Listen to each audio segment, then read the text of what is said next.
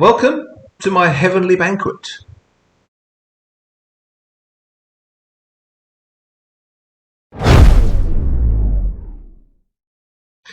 Yeah, I'm back there in heaven again today. I can't quite seem to shake it.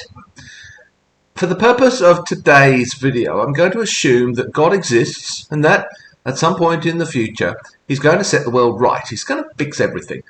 There'll be either heaven on earth or heaven in heaven. That's a bit unclear to me. And let's even assume that there's a real hell of some kind. I'm going to be kind to God and believe in universalism, which is to say that eventually everyone, including everyone who's ever lived before me or will ever live after me, no matter what they've done with their life, everyone will ultimately be saved and will join us in this perfect paradise. This will even include all those fallen angels, those nasty demons, if these are in fact fallen angels, as some narratives would suggest. Just as an aside, I was watching some kind of urban paranormal fantasy thing the other day where these hunters were killing demons. When one of the characters who wasn't a hunter saw a hunter kill one of these demons, they expressed some horror that the hunter could so casually kill someone. "It's all right," the hunter replied. "It wasn't human, it was a demon." Oh, that's okay then. It's okay to kill a sentient being as long as it's not human. Got it. The Rolling Stones once expressed sympathy for the devil. Well, let's have some sympathy for all these demons being slayed. These beings that were once angels, at least according to some versions of the narrative. So anyway, here we are, all together in this kingdom of heaven, this kingdom of God. God is dwelling among us. It's a new Garden of Eden, a new paradise, and everything's great. Everything is perfect. There's no evil, no suffering. There's the tree of life, and everyone gets to eat from that. Everyone gets on and has a great time. I do wonder if the tree of knowledge of good and evil is there this time. I'm not sure, but it seems not. It's not mentioned anyway. So we can't eat from that one again, can we? But would we need to now? I'm not sure. Don't we know good and evil now anyway? That's a bit unclear to me. So here we are in paradise all together. It's not really clear to me what we're doing. I think it's mostly worship, like being in church and singing hymns and enjoying fellowship. We'll probably have bodies, by the way. At least that seems to be the New Testament view based on the Judaic way of seeing things. So, do we still eat? Apparently so. There seems to be a fair bit of feasting going on, lots of banquets and lots of drinking too, and wine included. Can we still become inebriated though? If we can't, is it quite as much fun? Do we still pee and poop?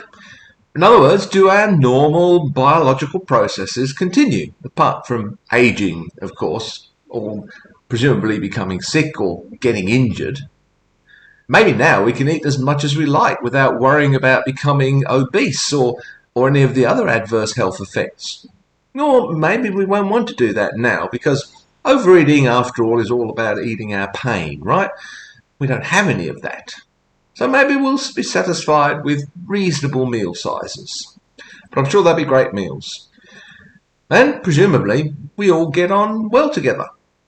Even though it will turn out that some of us weren't quite right about the afterlife. Assuming universal salvation, that is.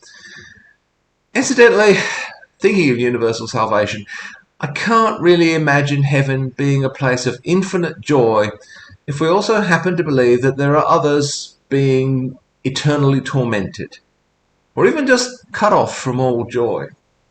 After all, one of those people could be your mother or your brother or your daughter or your best friend.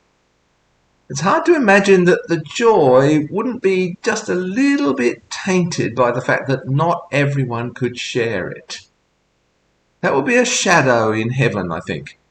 But let's assume instead that everyone is ultimately saved after a suitable period of, let's say, education, of course. We wouldn't want any resentment to creep in, would we, after all? I was righteous and faithful all my life, so why does he who lived a life of debauchery and in denial of God also get to enjoy all the reward? No, we wouldn't want that, would we? It's a tough line to walk, though. But we're all getting on, enjoying the good things of life without any of the consequences we might have experienced in our old bodies. Can we be promiscuous now without any fear of sexually transmitted diseases or unwanted pregnancies? Or have those desires gone too? And all of this for all eternity, without any possibility of it all going wrong again. No one will ever resent all the time they have to spend worshipping God. No one will have any argument with their neighbour. No one will commit murder. Or maybe you just can't kill each other now or inflict any kind of physical harm on each other. But surely no one will even want to do that now. You never did get on with your Uncle Ralph because he was, an arsehole. But it's all fine now because he isn't an arsehole anymore, right? Or maybe it's you who isn't the arsehole now.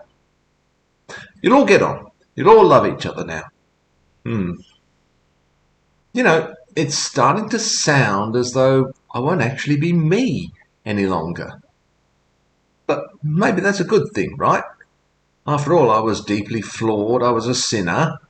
Maybe now I'm the best me that I can be. And you're the best you that you can be. I'm flawless. You're flawless. Everything is flawless.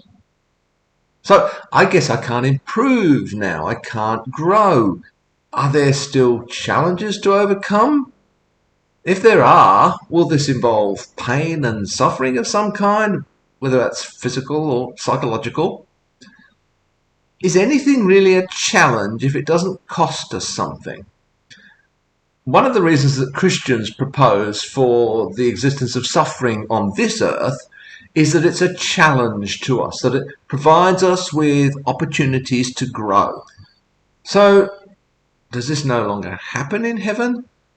Do we grow without that, without these challenges? But if so, why couldn't that be the case here and now? But somehow, running a marathon just doesn't seem like much of an achievement if it doesn't hurt. If anyone can do it, and it feels no worse than taking a stroll through one of the many parks that heaven no doubt contains. Difficult as life is here on earth, and as much as there is an enormous amount of unnecessary and gratuitous suffering, there is some suffering that we willingly go through, even if it has no greater reward than just having achieved our goal. It's difficult to argue that there is any greater purpose to running a marathon beyond just having run it. So, will there have to be some suffering in heaven so that people who love to run marathons or climb mountains can still face those challenges? It seems like a pretty tall ask, expecting this finely tuned new world with enough novelty and challenges to keep it all interesting without the risk of serious harm. It won't be easy getting all these people to live and work together, whatever precisely that involves, without any kind of conflict. It won't be easy to get rid of all these emotions, like anger, fear, resentment, jealousy, without maybe also getting rid of some of the good emotions, and still keep us, actually human. It's a big ask. Maybe that's why God couldn't manage it the first time around.